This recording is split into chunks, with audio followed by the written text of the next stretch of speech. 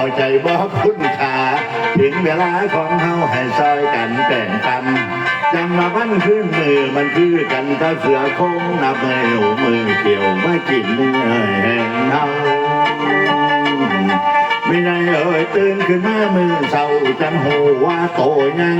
ผ่านเนื้อดังมังสายอมไปพังเทมัน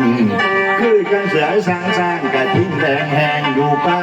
สูงอีกาโนกน้อยเดียวนี้แบ่งบ่มีไม่ไงเอ่ยเพราะว่าในโลกนี้มันบ่เจอดีกันยามเหมือนยังเป็นคนที่ซอยหาเดินทางแก่ยามเวลาเฮาแย่นอนข้างเลยไข้ป่วยพอดเวลาช่วยกันที่เพื่อจะทางผู้ชนได้บอนกันได้เฮ้ยน้ำเมื่อเฮานี่ได้ไก่เข้าสู่กองฟ้อนน้ำมันนอนเลยข้างเหตุจังได้สิทำได้น้ำตายไปเราไฟใหม่ในกองฟ้อนเหลือกันดูแม่งสิกูขบองกูตายแล้วปาดบ่เป็นเฮ้ยนี่ล่ะได้เฮ้ยโยมข้าบานท่านมาไม่หลีกเป็นไฟดอกคุณตาตั้งจะเทว่าสูงกับเราตายเหมือนเพื่อนตายกันเหมือนกันสิถือใบสัญญาว่าน้ำบ่ละเนี่ยย้อนถือใบสัญญาว่าน้ำบ่สะดอกดาวดึงแต่ว่ารับหลักสัญญาด้วยสะดอกชิ้นเล่นด้วยกับชิ้นแรกดีนะผู้ชายยังไม่ได้ยินแต่ว่ารับหลักสัญญาหลดเด้อค่ะจะกิน70นี่มาเทพทูตพูดให้โบกชีวิตอีกของไทยย่ามตายไปเฮาก็อาศัยบุญเพื่อสิเนื้อเมืองฟ้าบุญจะไปค่อยถ่าค่อยเฮาทุกเจ้าคำให้ทำกับโหดทายสิลงหม้อแห้งแดงจิตใจแข็งสาเด้อท่านมาทำท่านจะได้อยู่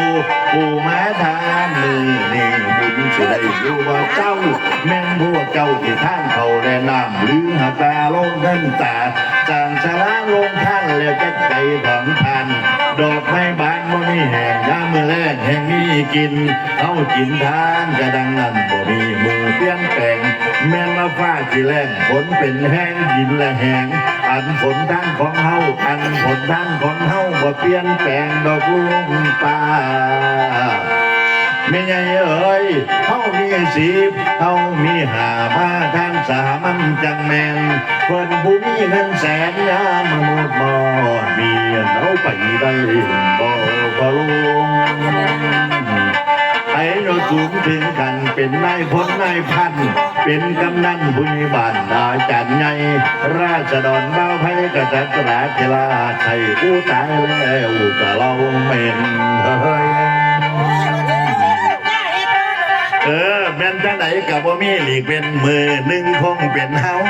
ตอนที่เผาแง่แง่พอไม่เอ้ยฟังไว้